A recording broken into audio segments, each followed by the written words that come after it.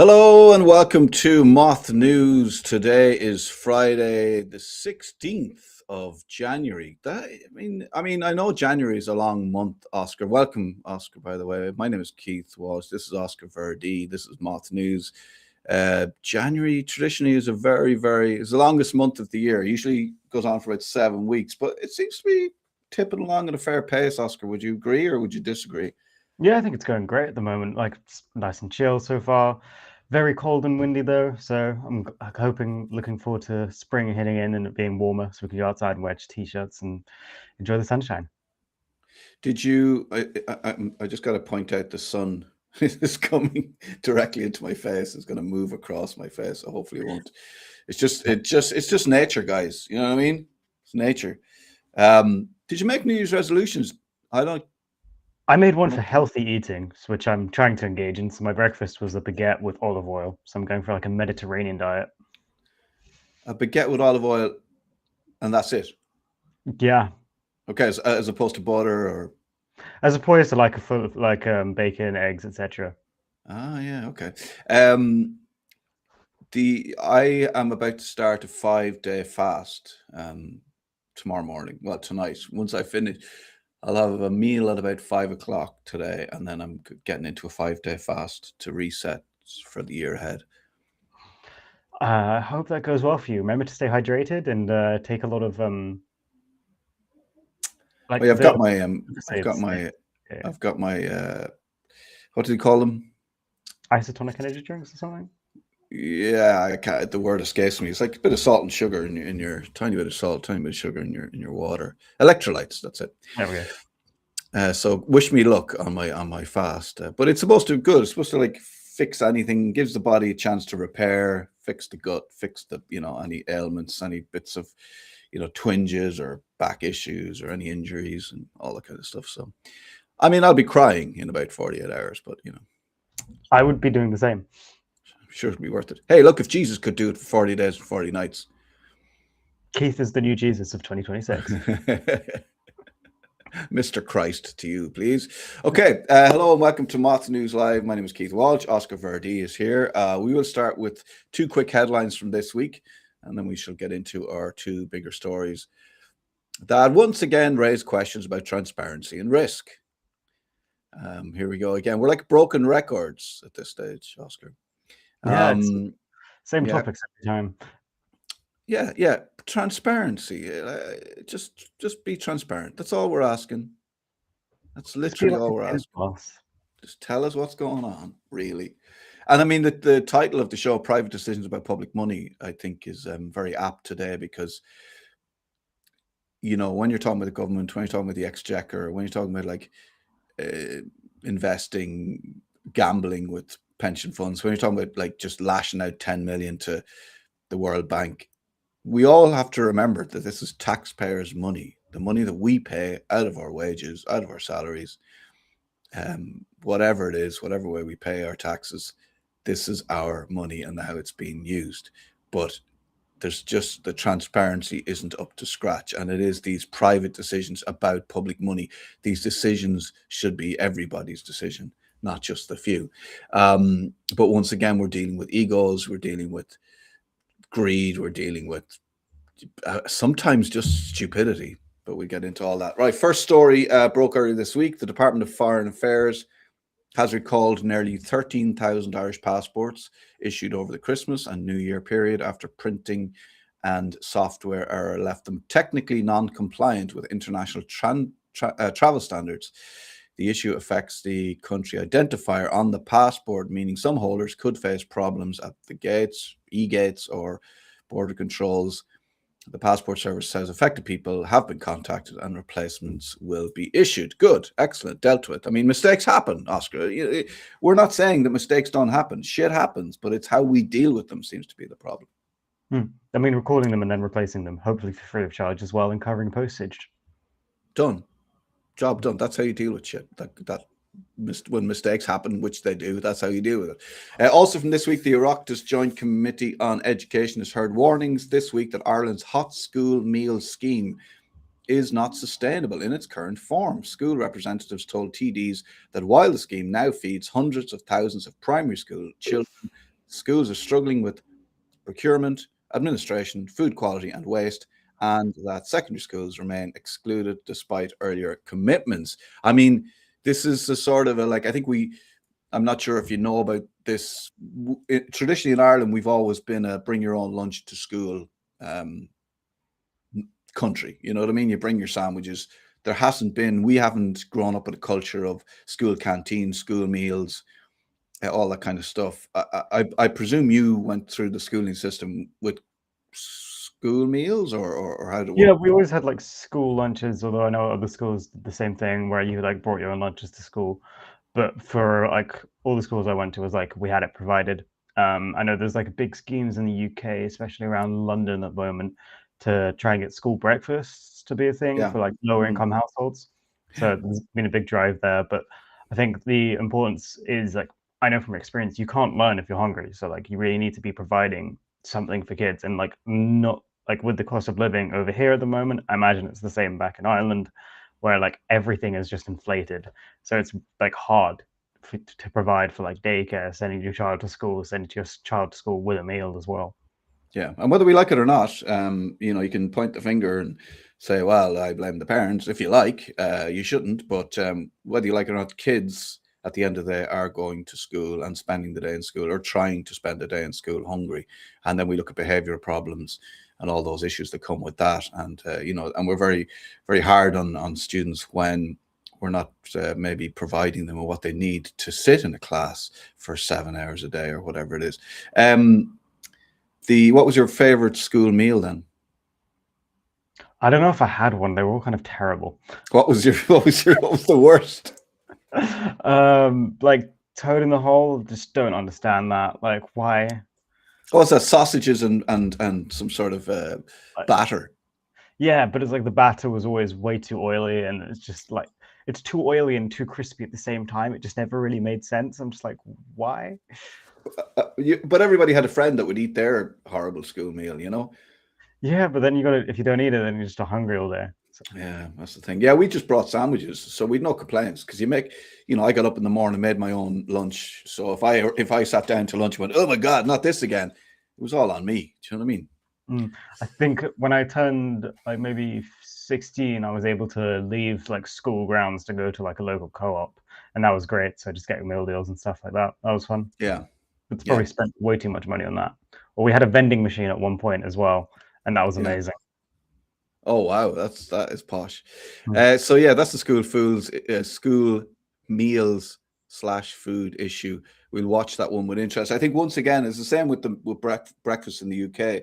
The government jump into these things without really giving the institutions, the schools, the breakfast clubs, whatever they are, wraparound the people who provide wraparound care, without giving them the time or the funding or I mean, we look at this Irish situation where it's falling apart. It's falling apart because it was kind of foisted on them, and now Mm. they're kind of going, "This is really difficult and it's not working." But the politicians who make these decisions and make these announcements and pronouncements and civil servants don't actually have to. They're not there at the coal face trying to put some toad in the hole on a plate every day, and it's all that waste. And they'll be accused of giving the kids shit food and all that kind of stuff. And it's an impossible situation unless it's funded properly. I think waste is also a big deal there as well, because like again from experience, like the amount of food's like left over, just Yeah. not used the next day, and it's just Uh, going straight into the yeah, bin. it's just going in the bin. Yeah. Right. Let's kick on. Our first main story. We're giving out free money now, Oscar, I believe, to the World Bank. Do you? Yeah. Can I might be asking you a question. Oh yeah. Sorry. Go ahead. I won't preempt this. Go No, ahead. for sure. So Ireland's decision to provide an additional 10 million to the World Bank has reopened a debate where the government says was already resolved. So the government's saying the issue is sorted, and then we're actually looking at it and saying, is it actually sorted? Ministers insist this is not about a mistake or an overpayment, but the fact keeps coming back to something else that's going on here. This is just about discretion, justification, and now very clearly timing. Keith, Beautiful. before we get into the detail, let me put this to you straight off. Do you think it's about 10 million euro, or is it about how power and discretion are exercised at the top of government? And does that also indicate like a lack of transparency to you? Yeah, well, I mean, like we're giving them 10 million on top of like what the argument is. Well, you said you were going to give them, we're definitely giving them 132, 135, but now we've given them 145. But so the last sort of memo that was sent around to everybody was like, yeah, we were giving them 135. But now it turns out somewhere between when the memo went out to say opposition politicians and those who need to know these things, somewhere between that memo going out and then the money actually being paid, 10 million appeared on the payment. And this is 10 million going to make a difference, really? I mean, 10 million could make a big difference to school meals. But no, it's about like what the fuck is going on, like, and it's mixed up with this. So our Minister for Finance, who oversaw this, then goes to work for the institution that we've just paid an extra 10 million to. And it's all a bit like, he kind of announced the budget and then legged it to a new job. And then we kind of go, okay, well, also, can you come back and explain this 10 million, which he seems reluctant to do. But so it's about transparency. And let me just say that, like, it's not that we said at the top of the show, mistakes happen. We don't deal with them very well, and that's a problem. And when it's so when we're talking about the children's hospital and there's no transparency over that, when we're talking about investment into startups and funding for founders, and there's no transparency from Enterprise Ireland, when we look at all these areas that civil servants and the government are responsible for and involved in, the transparency is absolute muck. And this, so it's like, okay, here's another one. Do you know what I mean? So if it was an isolated incident, we'd be going, look, the guy's done a good job. Generally, the government are running everything okay. We'll let this one go. But it's just, no, it's just another example of how badly it goes back to the title of the show, private decisions made about public money. This 10 million was just added on. We don't know why. Nobody's telling us why. Nobody seems to have any answers. Paschal Donohoe doesn't seem interested in coming back and explaining it.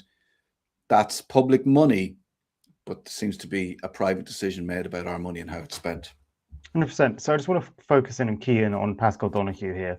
So from 2017 onwards, if you didn't already know, he was appointed as Minister for Finance, and that role automatically serves as Ireland's governor to the World Bank. That role includes responsibility for approving contribution frameworks, representing Ireland's financial position, overseeing the state's relationship with the institution, and no one disputes that he had the authority to approve additional funding if he so deemed.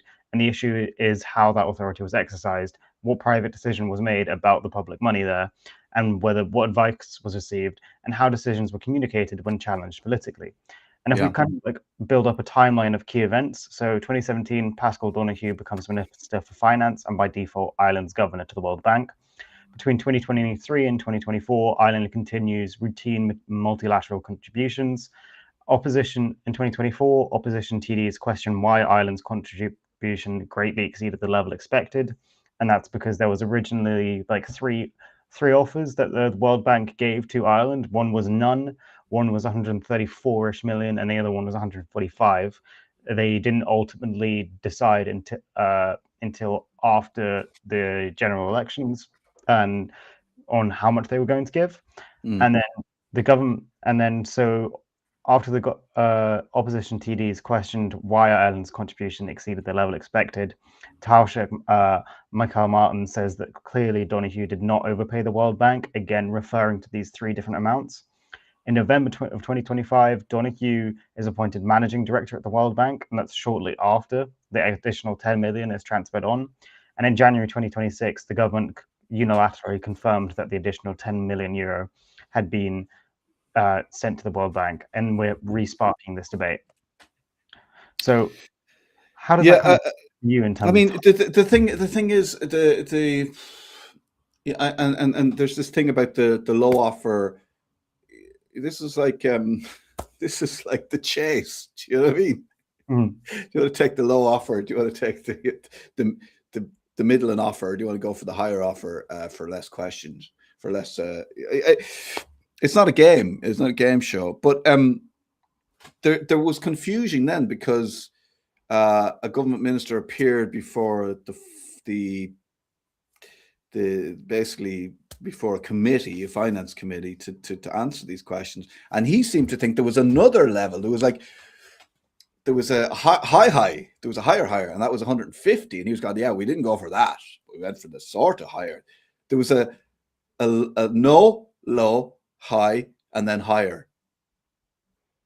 Yeah, and I think he was sort of arguing, yeah, no, that was a mistake. Actually, we could even give more, but we didn't. So there's too much confusion. It's also questioning, like, why are you giving so much public money when there's so much public money needed in the state? Surely it would be better to go for the low option there, and then also like reinvest in public infrastructure, in school meals. I don't know. I don't know. Do you know why we're giving money to the World Bank? Is that just something countries do? I assume so that everything works. I think Al would have a better perspective here, so we can administration costs, is it, or something like, well, if you want to be a member, you got like it's like being a member of an expensive golf club, I suppose, is it? I'm not entirely sure. We get to use the facilities. Yeah, we get to use the facilities. We get to be part of the world if we give to the World Bank. Yeah. But how does the timing read to you of Paschal Donohoe? It sucks. It sucks. Yeah. It sucks. I think that it's incumbent, really important when something like this is happening. He is our representative. He's our finance guy, right? So he's in charge of all of our money. And it's really important because we pay a lot of tax and we want to see how it's spent. And we want to make sure that it's spent in the best possible way and we're getting the best bang for our buck, right? So he's got to be really honest. He's got to be sharp as a Minister for Finance because he's representing us. And you want to feel like he's out there going, guys, I've got your money in my pocket and I'm going to do the best for you. And I'm not just going to like drop 10 million here. I'm going to be really, really, really careful with this money. That's what you want to feel. And then when it comes to, so if he knows that he's going to take up this role with the World Bank, he's got to be extra careful to make sure that there's nothing, nothing weird, nothing odd, nothing, that everything is really clear, that he makes a statement as he leaves, that he goes, look, this is something that happened. We did this and this is the reason. And don't just think that I'm just like dropping an extra 10 million and then like scarpering. That's not what's happening. This is and he should have been really, really clear and really careful before he took up this role, because there's no issue around him leaving to take up another role. Ambition, whatever, go for it, enjoy yourself, knock yourself out, go and live it up in the World Bank. I presume in the World Bank you get to go into the vaults and play with the money. What's that? What's the duck that does it with the money? The Disney duck? Scrooge. Scrooge McDuck. Yeah. Yeah, Scrooge McDuck. Just go and dive in all the gold coins. Dive into the gold coins. You get to play with the money. That's that's one of the perks. Go have at it. Enjoy yourself. You've been Minister for Finance. We'd like to say you did a good job. That's for other people to decide. So the issue is not taking up a new job. The issue is not like, doing well for yourself. The issue is, okay, why is this not that clear, and why have you gone, and now why aren't you immediately coming back to explain this 10 million, and why are you leaving it up to other ministers? The minister in front of the finance committee didn't actually know what he was talking about and was kind of reading off bits of paper. So Paschal, come in, just get the World Bank to fly in on a helicopter, give us an hour, sit down in front of the committee, and just tell us what happened. It's very straightforward, but we don't do things in a very straightforward way, which makes people nervous about how their money's been spent. Yeah, it could even be like a Zoom call. I think one thing that struck up good thing was the Sinn Féin's, I'm going to mess up the pronunciation here. Yeah, go on. Piers Doherty Piers Doherty, very good. Piers Doherty was criticizing the moves the entire time about whether additional international funding was prioritized over housing shortages, hospital overcrowding, and cost of living pressures. Whilst all of that was increasing at home, he was questioning, why are we spending that extra money? So when you're hearing that criticism, Keith, does that seem like legitimate to you? Yeah. Well, that's why it's important. Like, it's 10 million. It's not nothing. And when you're looking at the crisis, like I do think Paschal Donohoe should have been saying, look, we'd love to give you more money, but we just can't at the moment because we've got all this shit going on. Like, look at the first story we mentioned. Sorry, the second story mentioned, the school meals. It's in a, they've made a hames of that, not the schools, the government. There's not enough funding, and it's not being run properly, and the schools are struggling. So how far would that 10 million go in there? So it's like, it's this thing of like, it's just 10 million. Will you calm down? It's really important at the moment that we, count the pennies and the pounds will count themselves. Like, we have to be really, really careful with every million, with every thousand. And that's what we want from our ministers. And that's what we want from a minister for finance, to know that he's been really careful with every 100,000, with every million, with every thousand. And we're getting the best bang for our buck, which I don't think we are at the moment. That's the feeling I have. I feel the same way about most of the UK's politics, and Yeah. hey, what can we do apart from not encourage rebellion? Like, what we want is transparency. What we want is to be able to see like exactly what's going on with our money, and we don't want these private decisions happening behind closed doors that nobody, like Pierce Doherty, who's an elected TD official, elected by his constituents to represent his area, he didn't know that this extra 10 million was being lopped on. They all signed off on the 30 whatever million. Then it became 40 million behind closed doors. That's not good practice. Yeah, and there's a really key thing there. Like, there should be internal memos. So maybe if we can do an FOI request on, like, I'm sure larger news organizations already have, Yeah. of what decision was made and who made the call and why they made the call, and did they seek any additional advice? Because I think that's like, if it's an advised decision there and they're increasing the 10 million euro and they feel it's the best way, I'd like to know why. Yeah. And I'm sure many taxpayers would. Yeah, but nobody's saying it's not money well spent. We don't know, because we don't know why. We don't know why we gave it, and he's just not answering the question. And I don't think, like, I wouldn't be saying, I mean, there's nothing we can do really now. We can't have him sacked from the World Bank. That's their decision. We can't really do anything. Like, we can't ask him to step down. Like, if he was still Minister for Finance, would we be asking him to step down? Possibly, but it's kind of handy that he's gone now, isn't it? Yeah. Yeah. I think it's kind of handy he's gone. I also kind of want to put this to you as a question, like, do you think that there should have been a public vote on how much we're sending across? Like, when the figures were released, do you think there should have been a vote somehow on, like, whether we're going for 130 million or 150? Do you think that would have been feasible? I really don't. I don't think so, because how do you operate something like that? It becomes a sort of it's a bit of a circus, in that, like, I trust, if this man is elected by his constituents as a TD, I trust that if his colleagues are saying, give him the job for Minister of Finance, he seems to know what he's doing. And we have civil servants as well who are there to make sure that he doesn't, totally F it up. I would trust these guys, but what I don't trust is when it's not transparent. So you trust people who go, this is how much we're given and this is why we're giving it. I don't necessarily think we should be. I don't think at the moment we should be giving any money to the World Bank, but I don't know. It's like for me, I wouldn't be a politician. I'd never be a Minister for Finance. So, hats off to him for that. But just maybe explain it. When this comes up, it doesn't seem to be something that they can explain easily. Do you know what I mean? It should be a case of, yeah, we always give money to the World Bank. These are the reasons. These are the benefits. And we had to give the extra 10 million because of this. And then we'd all go, oh yeah, grand, carry on with our lives. But Ireland seems incapable of doing things like that.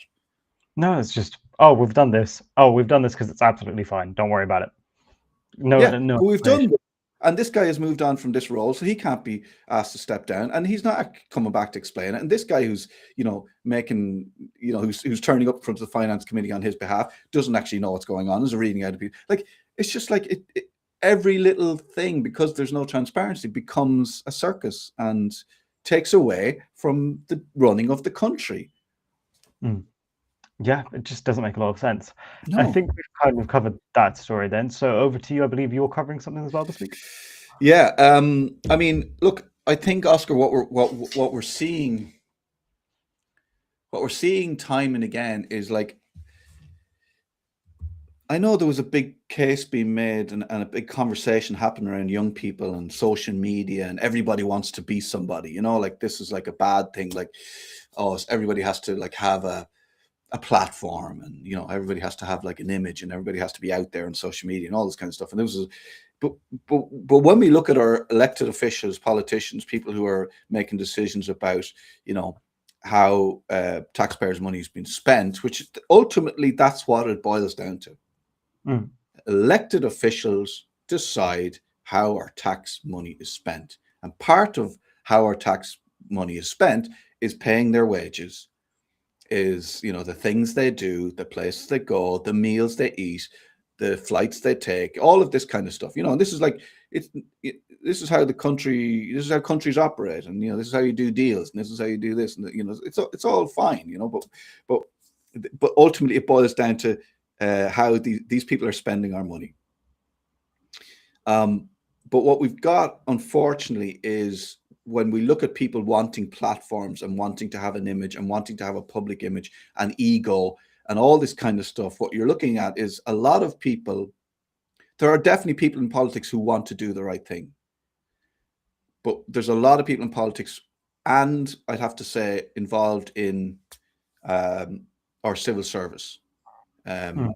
public service, who are making decisions with our elected officials on how money is being spent, who are interested in being somebody, do you know what I mean, over doing the right thing. And I think there's too many of them. So we're looking at, when we're looking at how money's being spent and what's happening with our money and investments and all that kind of stuff, unfortunately, we're looking at people who are making decisions who might want to curry favor with the World Bank, say, for instance, or an investment firm, vulture fund,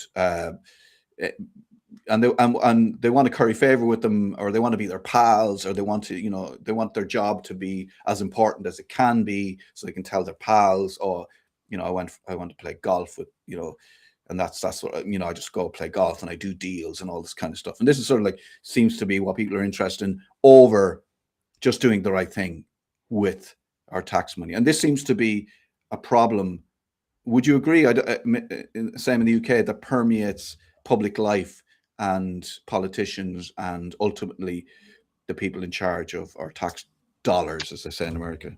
I mean, I think ultimately politicians are going to be remembered for being politicians. Like, I don't like keeping up with politics, especially when I was younger, but I still remember like Gordon Brown, Tony Blair, etc. Yeah. I think too many people, in my view, are focused on saying the next big thing, being the next big thing, or doing the next big thing in terms of like just throwing around money. I don't see that like a lot of investment like back into stuff, if that kind of makes sense. There's Yeah. always growth. It's always like growth from overseas or for export. There's not a lot of internal investment.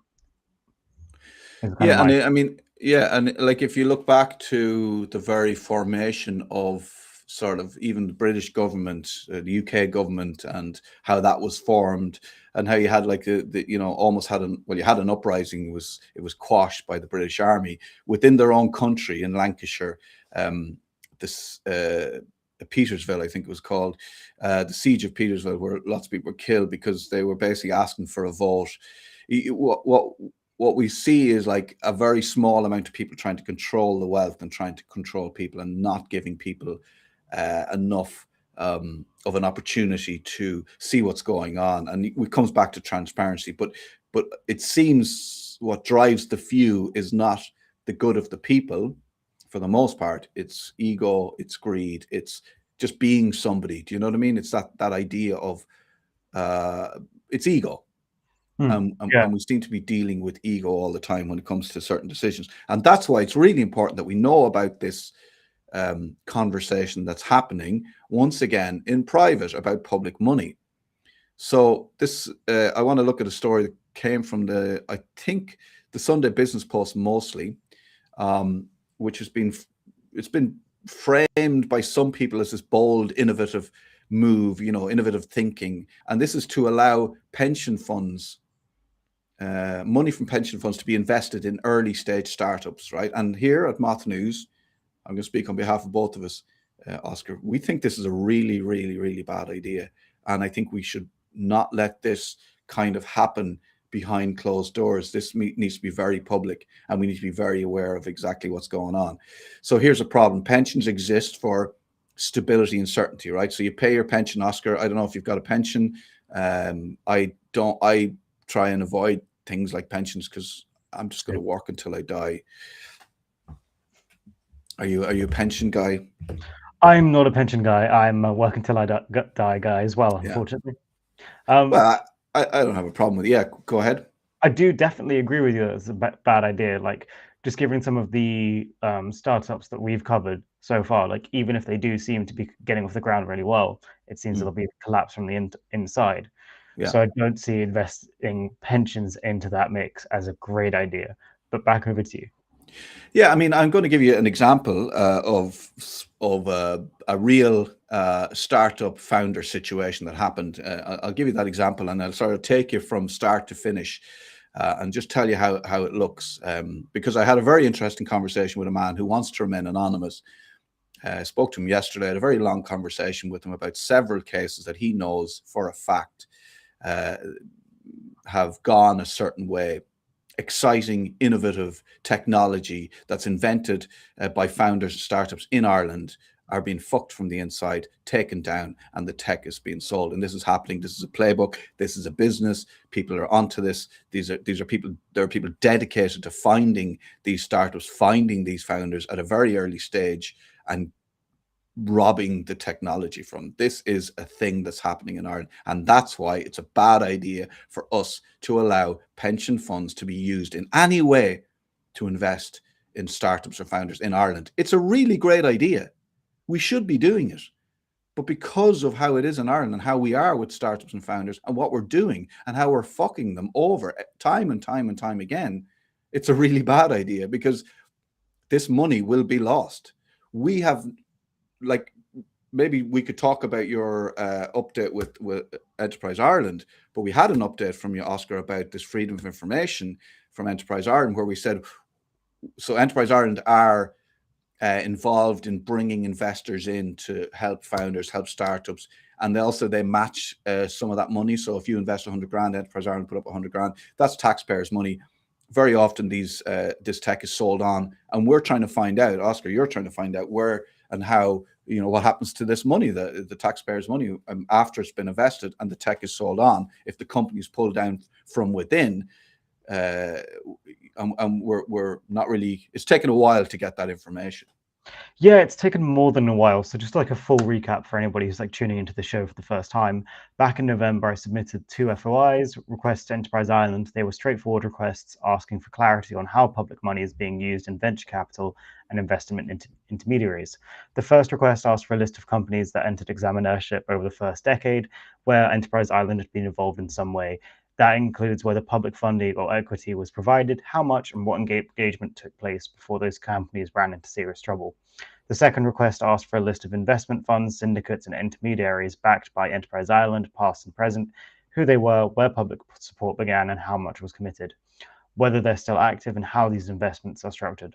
Under Irish law, once an FOI request is submitted, the public body has to respond within 20 working days. The deadline passed in mid-November. I followed up in early January.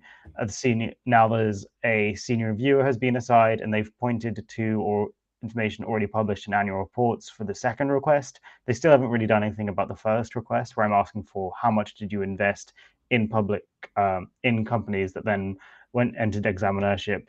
But they've suggested that they're going to try and narrow the scope for the second request and try and release a structured data set covering all of Enterprise Ireland's commitments made under its seed and venture capital schemes over that 10-year period. Okay. That data set would include the timing of each commitment, size of public investment, the size of the fund itself, and whether the fund is currently active. So excellent. So that's the update. That's where we're at. Yeah, that's the update where they've offered to refine their scope, and we're waiting to hear back again within 20 working days. Okay, great. And there's one thing we need to just be aware of, Oscar, when we're looking at their books, when we're looking at the accounts, when we're looking at what, everything, is that I also spoke to another person who was involved in a company that Enterprise Ireland helped who put some taxpayer money into. And basically they've been getting these invoices from Enterprise Ireland for the last 2 years. So this company is like 8 years into existence, not making any money yet. Enterprise Ireland invested, let's say 100 grand. And they're looking for dividends, right? They're looking for dividends from a company that's not making any money. They should be aware that this company aren't making any money. So they're sending out these invoices last year, this year for 8%. So they're looking for 8 grand. I think that's roughly the math, right? So the company going, well, we're not making any money. Why are you sending us invoices for this amount? And what we need to be aware of is what Enterprise Ireland are essentially saying by sending out invoices for 8 grand to this company and possibly to all the other companies that they've invested taxpayer money into, is that what they're saying is this is an asset. So this will appear in the books as an asset worth 8 grand. So this is money that's coming into them, that's on the books. Now, this company don't have any money. They don't have to pay dividends. They shouldn't be paying dividends. So why are Enterprise Ireland asking them for 8 grand? This will appear in the books because it's an invoice. At some point, you have to imagine that Enterprise Ireland will write this off as a bad debt, or do something, write this down. But it just makes the books. It seems like they're just trying to make the books look a certain way, because if they're doing this with this company or they're doing it with other companies, so it's just something to be aware of. So things might look a certain way, but we will really have to dive into the detail. Do you know what I mean? Yeah, I completely get what you're saying. So that's so good. So hopefully, we feel like we're getting somewhere with Enterprise Ireland, do we? Kind of. I'm a bit annoyed that they haven't acknowledged the second part of the request. I'm going to wait until get something back from them and be like, hey, can we actually tell me about which companies went into examinership as well? Because I think they should know which of their investments just haven't come back, and they should also hopefully be able to provide a reason why. And because they could just email back all of them. Yeah, that might be too easy. But or tell it it looks like all of them. So that's what I'm saying. Like clarity, transparency. It's to me, the more I look into this, and I'm sure you'll agree, it looks like every company they've invested in has gone into examinership, and the tech has been sold off, and that seems to be a success in Ireland at the moment. Would you agree that this, unless they tell us otherwise? Yeah, I do believe there's a pattern there, where Enterprise Ireland sees a company that's producing new tech in Ireland that could actually benefit Ireland, and then invest in it, and instead of that company doing really well, brings in other investors. We have to remember to bring in other investors, because Enterprise Ireland investing in it loses taxpayers' money, but it's the other investors that come in and then seem to benefit from the selling on of the tech, which is just really weird, Yeah, didn't we coin the term demon investors rather than angel investors at some point? Yeah, devil investors, demon investors. Good, I like it. Okay, so this is why it's very bad, very, very bad.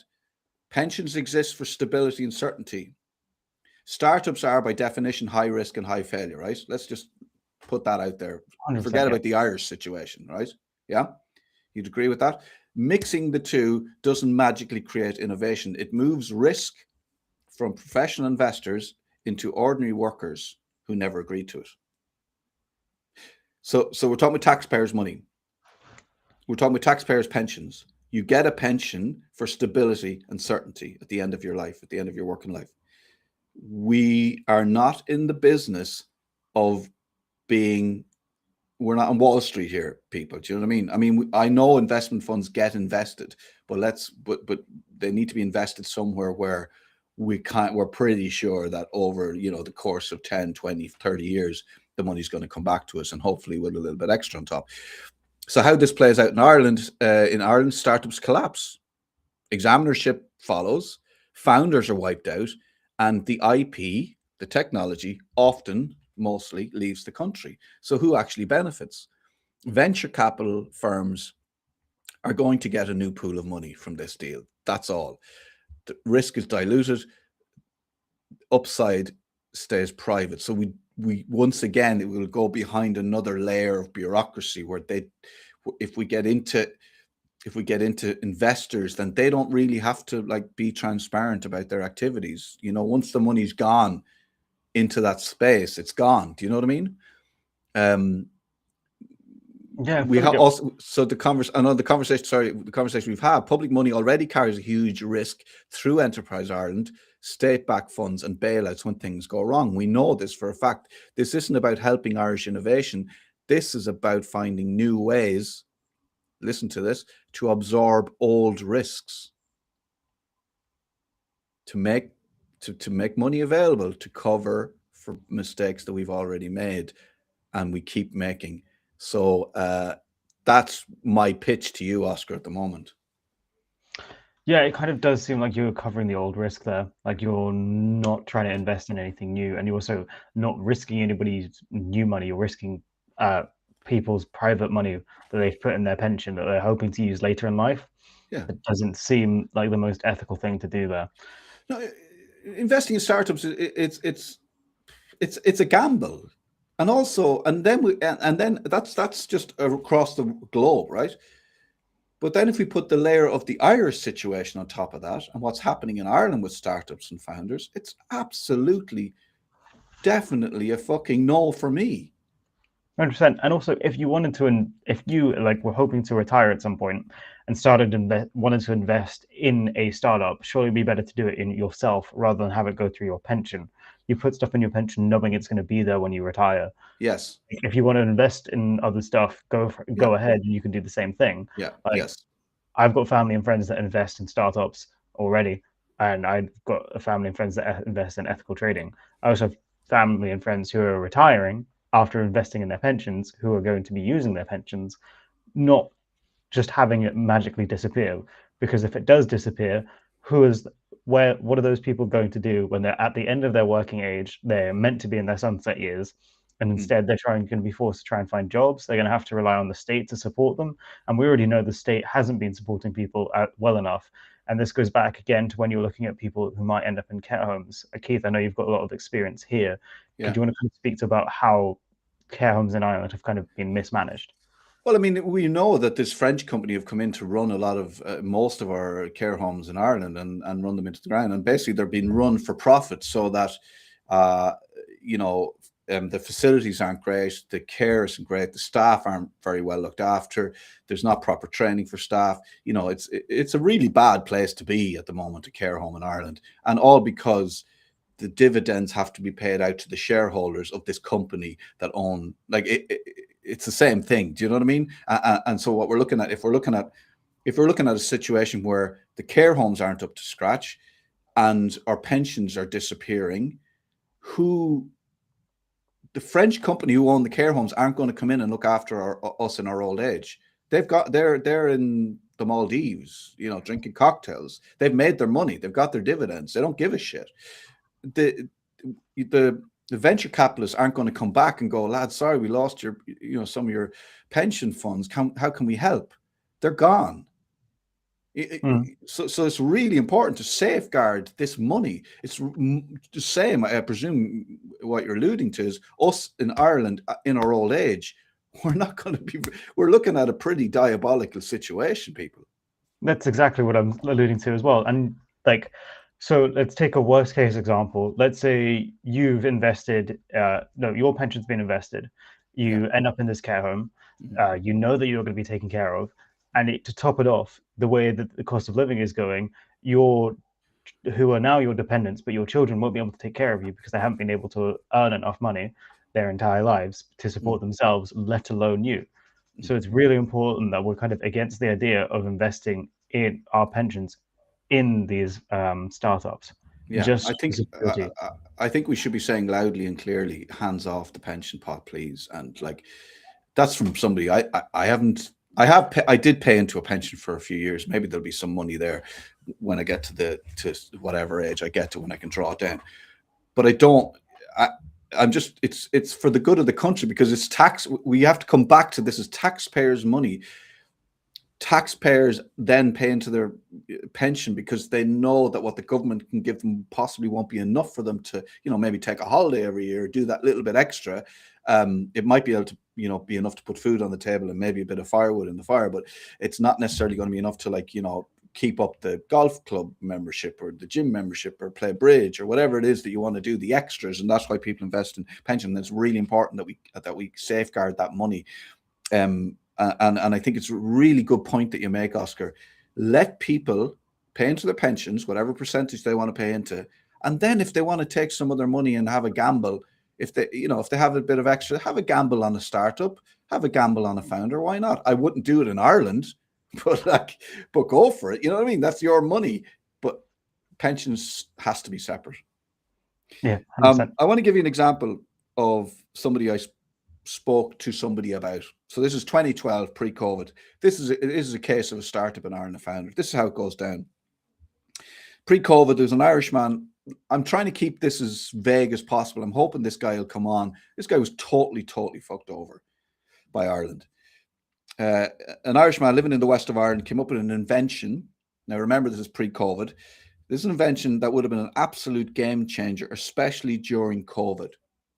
So we're talking about 2012, 2013. COVID is a few years down the line. This is a device for, let's just say, hospitals, retirement home, care homes, restaurant environments.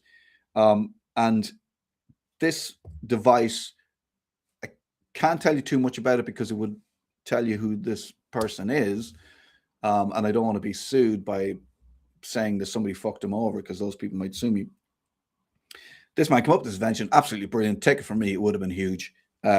He was courted by, at the very highest level of government. They were like, this is great, especially because a very major international company said that they were happy to invest in developing this. Okay, so he had this development thing going on with this very, very, if I named the company, you'd be like, oh yeah, I know those guys, right?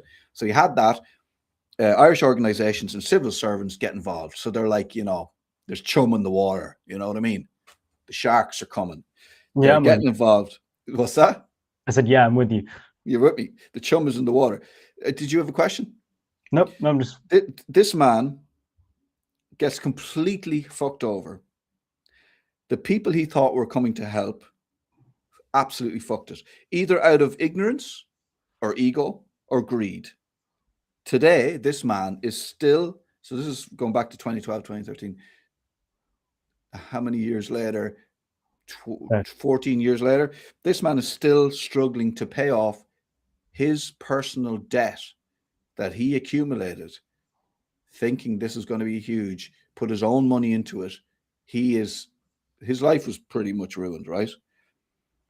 This is how it goes down. Irish founders get lured in. If they've got a good idea, they get wined and dined. They were promised the earth.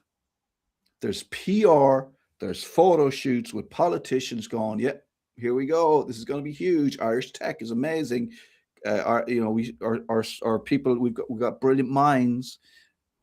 There's photo shoots with politicians, and then they're chewed up and spat out, and in a lot of cases, life, not just the business, not just the idea, not just the tech, life ruined.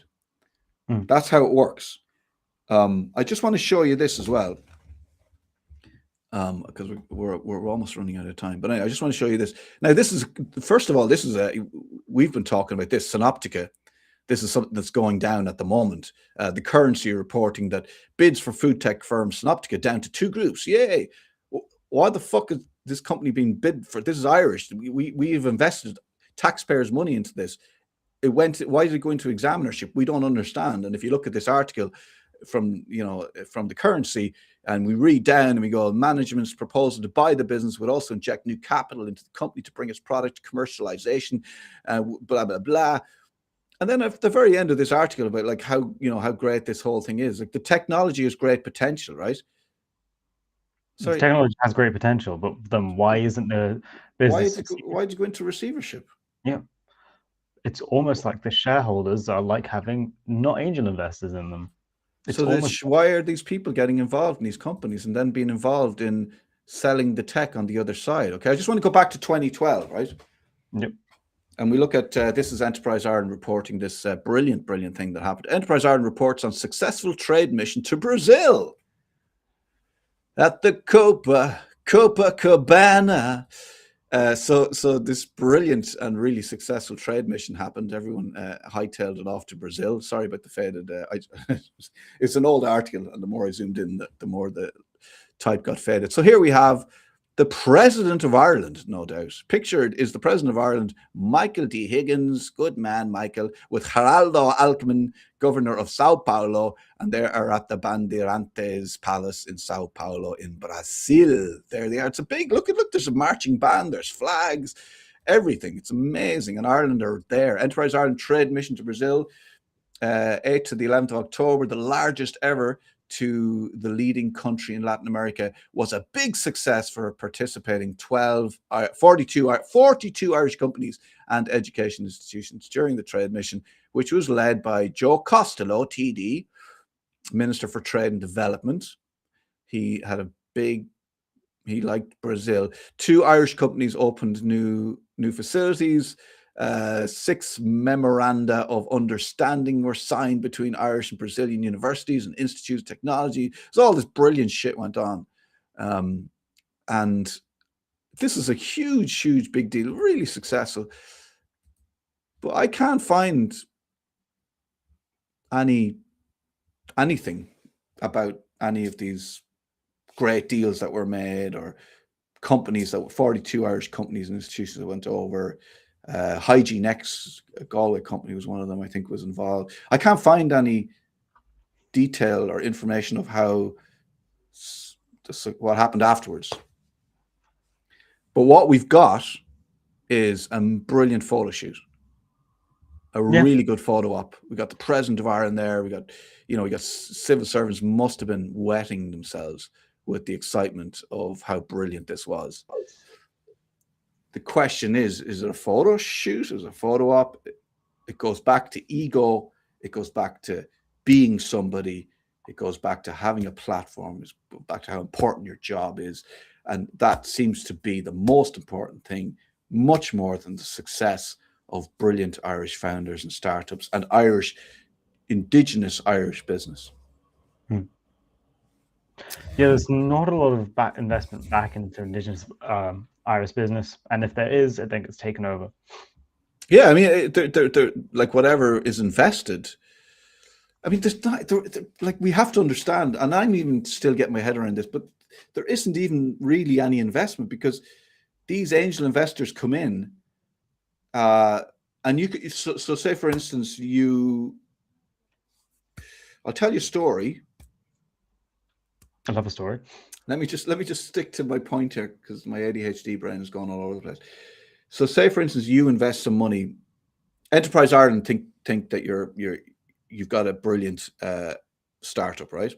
They're going to give you 100 grand, and then they're going to bring all these lads in, 4 of them, 25 grand each, right? Yep. So they're only investing 25 grand. Now, in some cases, so when you invest in a company, when someone invests in your startup and you're trying to run the business, and what you do is you get 200 grand, say for instance, 100 grand here, 4 lots of 25 grand from these guys over here, gives you 200 grand, you open an office, maybe take on some staff and get going. Yeah. The 25 grand generally, I don't think, is paid up front. What you'll be doing is every couple of months, you'll draw down a bit more. You'll draw down another 5 grand. You'll draw down another 10 grand.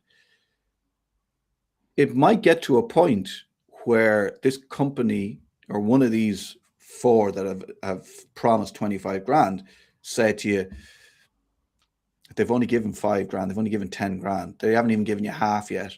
And then they start talking amongst themselves and go, God, I'm not sure about this. I'm not sure if I want to put any more money into this. Suddenly there's an article in the paper, Sunday Business Post, Currency, other papers are available, saying Oscar Verde startup hits rocky patch.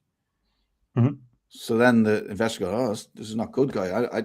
I'm not going to put, throw in good money after bad. I'm pulling this. So they don't actually invest any more money. They might have given you some of the money, less than half. Next thing they're going, don't know if I want to invest any more of this. You're like, well, I've got an office. I've got this. I've got that. Well, it's not looking viable, guys. Sorry. Really great idea. Really like you, Oscar. Really good guy, but this just isn't happening. This isn't viable. We're going to have to call in the examiners. Call in the examiners. Everything gets sold off. People get paid off. You end up with a personal debt that you have to pay off. Fucked you for life. Like a student loan in America.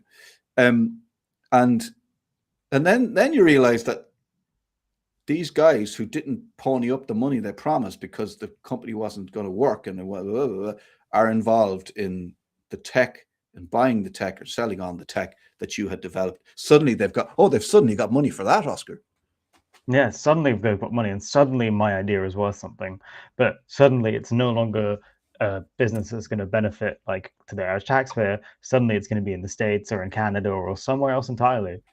And the big question is, well, what happened to what about the 100 grand the Enterprise Ireland put in of our money, possibly pension fund money? We don't know where that is. It's just magically disappeared. It doesn't exist anymore. So whatever about the shenanigans of the lads fucking you, but also there's the question of the taxpayers' money. What's happened to that? And how are we recouping that? Is that just gone as well? Are we allowing these guys to fuck this company and basically lose us the 100 grand? Because that 100 grand's gone. Mm-hmm. We're not getting that back. Nope. And then we look at an article like this. I'll bring you back and we'll finish up on this. All of this is a brilliant tech. Tells you, it's packaging that tells you when the food has gone off. It's brilliant. It's like I can't tell you how amazing this tech is. But it was insolvent. It went into receivership because it just wasn't happening. And then you read an article about how there's two bids on the table to take on this technology. And at the end of the article says the technology has great potential. Well, why the fuck did it go into receivership? Why did it go into an examinership? This is a crock of shit, and these guys need to fucking pay. And somebody like they need to be held accountable. This is why big red flag when they talk about accessing pension funds. 100%. Yep. Whew. I'll leave it there. Anything good to report from your end? I like your hat, by the way. Thank you. Yeah, I think the hat's doing good news. Yeah. Good news on the hat front. Good news. We have good hats. We have good hats. Next week we'll have Al, and we'll all three have hats. Yeah. He better bring good hat. Better bring a good hat. I'll get a different one for next week as well. Good. And I'll just finish off on this line because this is not about being anti-startup or not even with the World Bank stuff. It's not about being anti-progressive or whatever. If it's good for the country, that's good. But it's just about being honest. If you're going to use people's money, tax money, pension, retirement money, whatever it is, to fund or to give away, to fund high-risk ventures or to give away to world banks, we need a level of transparency and accountability that in Ireland we simply don't have right now. And I don't see that changing in the future. And we just need to be really, really aware of this and really careful, because if the fucking care homes are fucked and there's no money in the bank for us, we're all going to be scrabbling around together at the dump for food in 20, 30 years, right? That's a really positive mental image. Can we leave on that positive note? Well, leave on this positive note. Look at this brilliant picture of Michael D. Higgins in Brazil doing brilliant things in 2012. We don't know what happened to all the brilliant things that were supposed to happen. We're not sure if anything happened anyway. So that's a positive. That's a positive. Oscar, enjoy the rest of your day. Pleasure talking to you as always. And go and you'll be on the phone straight away to Enterprise Ireland saying, "Come on, guys." I'll be emailing them straight away. Yeah, come on. Have a good one. All right, you too. Take care. Bye. I'll let Oscar jump off there. I think I could just talk for hours. Thanks for watching. If you know anything, if you come across any of these stories or any of our stories that sort of spark anything in you, please do get in touch. We're on Instagram, we're on X, we're on YouTube at MOTH_news. Send us a message, get in touch, and we will cover